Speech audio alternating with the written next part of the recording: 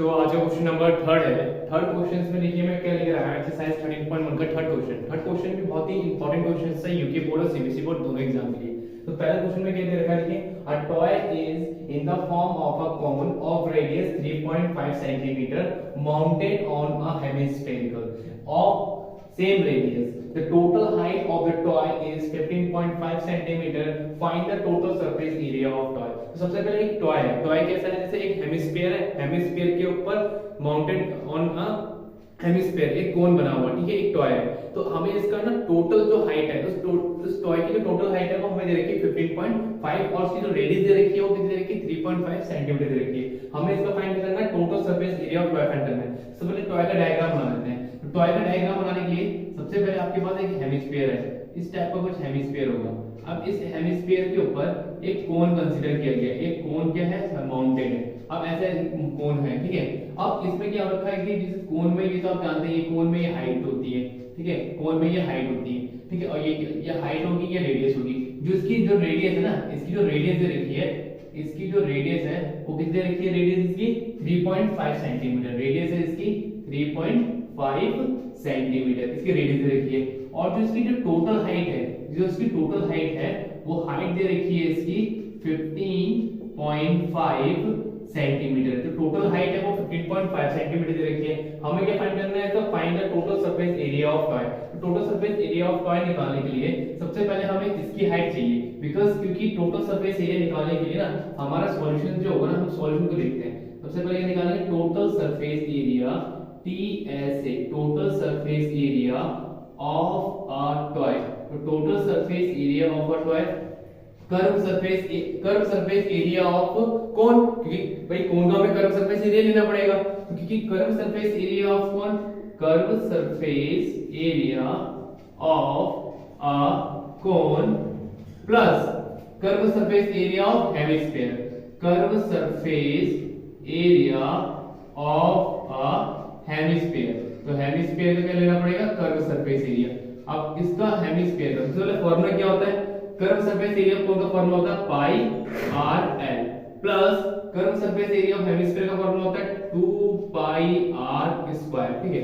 अब इसमें देखिए लेंथ नहीं है, इसमें एल नहीं है, एल का मतलब स्लांट लेंथ नहीं है। तो स्लांट लेंथ निकालने के लिए आपकी जो हाइट है इसमें से, जो टोटल हाइट है, टोटल हाइट कितनी दे रखी है, इसकी टोटल हाइट दे रखी है 15.5 सेंटीमीटर और जो इसकी रेडियस दे रखी है वो कितनी दे रखी है 3.5 सेंटीमीटर। सो अब हम इसका ना कोन की हाइट निकाल लेते हैं। तो कोन की, क्योंकि बिकॉज़ जो रेडियस, जो हेमिस्फीयर है ना, तो हेमिस्फीयर के लिए हम कहीं से भी रेडियस ले सकते हैं, यहां से भी, यहां से भी, यहां से भी, ये पूरी क्या हो जाती है, ये रेडियस ही होती है। और रेडियस इस हेमिस्फेरिकल की हाइट का भी काम करेगी। तो इसकी हाइट भी हम 3.5 सेंटीमीटर लेते हैं, ठीक है। अब हम यहाँ पे क्या करते हैं, इस टोटल हाइट में से, इसकी इस टॉय की टोटल हाइट में से इस हेमिस्फेरिकल की हाइट को माइनस कर दें, तो हमारे पास किसकी हाइट आ जाएगी, सिलेंडर की हाइट आ जाएगी। तो हम यहाँ माइनस करते हैं, ठीक है। तो हाइट ऑफ कोन, ठीक है, हाइट ऑफ कोन, हम हाइट ऑफ कोन निकालते हैं। तो height of a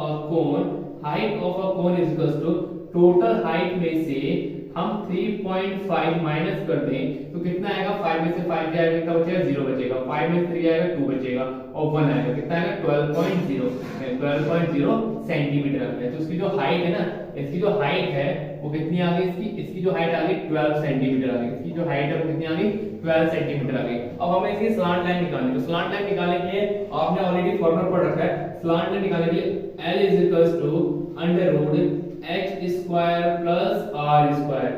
L is equals to under root h कितना है, इसका h है वहां पे 12, तो 12 का स्क्वायर प्लस r कितनी है 3.5 का होल स्क्वायर। तो L इज इक्वल्स टू 12 का स्क्वायर 144, 3.5 का स्क्वायर, तो 335 और 35 की क्या कर देंगे, मल्टीप्लाई कर देंगे। 5 5 25 25 में 5 कैरी 2, 5 3 जा 15 15 16 17, फिर मल्टीप्लाई कर देंगे 3 5 जा 15 15 के 5 कैरी कितना आ जाएगा, 1 आ जाएगा, फिर से 9 9 और कितना आ गया 10 आ गया, इनको प्लस कर देंगे 5 7 5 कितना होगा 12 12 में 2 कैरी 1 हो जाएगा, यहां पर 2 कितना आ गया 1225। डेसिमल कितने के बाद आएगा, 2 की डिजिट के बाद आएगा, 2 डिजिट के बाद में डेसिमल लगा दिया। अब इसमें 12.25 में 0.4441 हम प्लस करेंगे तो 5 2 पॉइंट 4 2 कितना होता है 6, कितना आएगा 5 in 1, तो इसका जो L है वो टोटल कितना आ गया 156.25। ठीक है, अब हम इसका क्या निकाल देंगे, स्क्वायर रूट निकाल देंगे। हम क्या निकाल देंगे, इसका स्क्वायर रूट निकाल देंगे। तो स्क्वायर रूट निकालने के लिए मैंने आपको कल के क्वेश्चन नंबर सेकंड में बताया था कि स्क्वायर रूट कैसे निकालते हैं। यहाँ पे स्क्वायर रूट है, देखो स्क्वायर रूट हम डिवीजन मैट्रिक्स निकालेंगे। तो डिवीजन मैट्रिक्स से हम 156.25 डिवीजन मैट्रिक्स यूज करेंगे। आपको पता है कि दो दो के पेयर बनाते हैं, ठीक है। जिसको डिवीजन मैट्रिक्स नहीं आता ना, तो उसके लिए मैं स्पेशली वीडियो बना दूंगा डिवीजन मैट्रिक्स पे, ठीक है। तो यहाँ पे दो दो के पेयर ले लेंगे। अब इसके जो पेयर लेंगे तो कितना करेंगे, 1 से 1 करेंगे, 1 तो 1 आ जाएगा, माइनस करेंगे 1 में से 1 कितना हो जाएगा, 0 हो जाएगा। अब 1 और 1 कितना होते हैं, 2 होते हैं। 56 को हम क्या कर देंगे, ऐसे उतार देंगे, ठीक है। अब हम किससे करेंगे, हम देखते हैं यहाँ पे 2 से करके देखते हैं। हम यहाँ पे भी 2 से करके देखेंगे तो कितना आ जाएगा, 2 से मल्टीप्लाई करेंगे तो कितना आ जाएगा, 44 आ जाएगा। कितना आ जाएगा, 44 आ जाएगा। माइनस करेंगे इसमें, तो माइनस करेंगे कितना आएगा, माइनस करते हैं, ठीक है। तो 6 में से 4 जाएगा, बचेगा आपका 2, और आपका बचे 5 में से 4 जाएगा, बचेगा 1, ठीक है।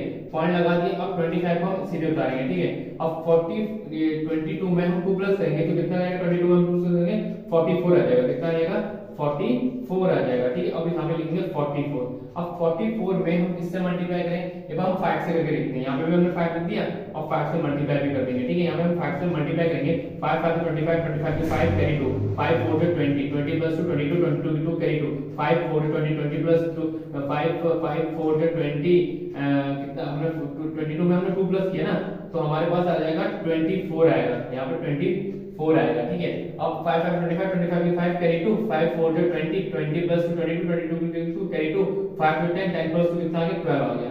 तो ये पूरा क्या हो गया, इसका डिवीजन मेथड क्या हो गया, कैंसिल हो गया, ठीक है। तो इसका जो एल है ना, वो लेंथ कितनी आ गई इसकी, 12.5 सेंटीमीटर आ गई। लेंथ कितनी आ गई इसकी, 12.5 सेंटीमीटर आ गई। तो हमने इसकी लेंथ निकाल दी 12.5 सेंटीमीटर। अब हम इसको यहाँ पर पुट करते हैं, सॉल्यूशन निकालते हैं, ठीक है। पाई की वैल्यू कितनी है, अब देखो इसमें pi r l plus 2 pi r, तो दोनों में आर तो कॉमन है, तो हम यहाँ पे पाई आर कॉमन लेते हैं।